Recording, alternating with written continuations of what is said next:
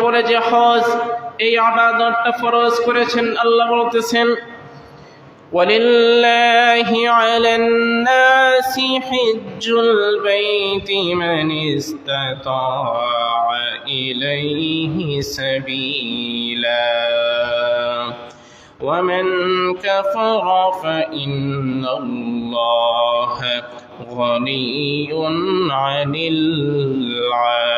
العالمين আল্লাহ সুবহানাহু ওয়া তাআলা বলেন ওয়ালিল্লাহি আল্লাহর জন্য এমন একটা ইবাদত করা হবে আলান নাসি হিজ্জুল বাইতি হিজ্জুল বাইতি আল্লাহর ঘর তাওয়াফ করার জন্য হজ আদায় করার জন্য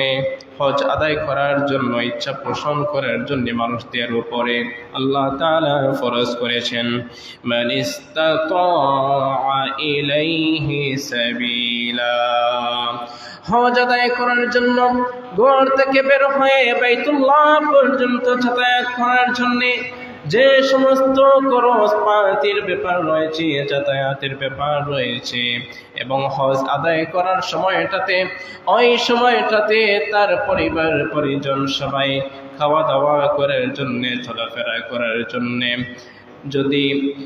সেই পরিমাণ সামর্থ্য থাকে, যাতায়াত করার জন্য সামর্থ্য থাকে, আল্লাহ তাআলা ওই ব্যক্তিদের জন্য হজ আদায় করা ফরজ করে দিয়েছেন। সুবহানাল্লাহ। তারপরে আল্লাহ বলেন ওয়ামান কাফারা ফাইন্নাল্লাহ,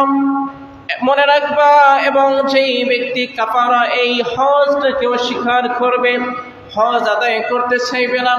যুক্তি প্রদান করবে আমার তো কিছু টাকা পয়সা রয়েছে, আমি হজ কেন আদায় করতে হবে, আমার টাকা পয়সা আমার সন্তানদের জন্য, স্ত্রী সন্তানদের জন্য আমি ব্যয় করতে হবে,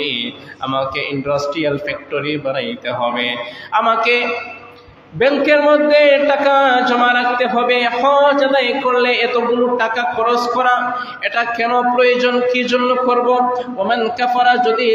যে ব্যক্তি অস্বীকার করবে আল্লাহ তাআলা বলেন ফাইন্নাল্লাহা গনিয়্যুন হামিদ। মনে রাখবা অবশ্যই আল্লাহ তাআলা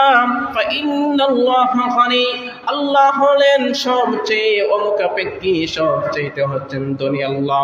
গনিয়্যুন হামিদ, এবং আল্লাহ পাকের প্রশংসা সবচেয়ে বেশি আদায় করা হয়। তুমি তোমার বাড়ি থেকে হজ আদায় করার জন্য বাইতুল্লাহ শরীফ জিয়ারতের জন্য তুমি রওনা দিয়ে দিবা, তোমার এই টাকা পয়সাটা ব্যয় করবা, আল্লাহ পাকের ফায়দা হয়ে যাবে।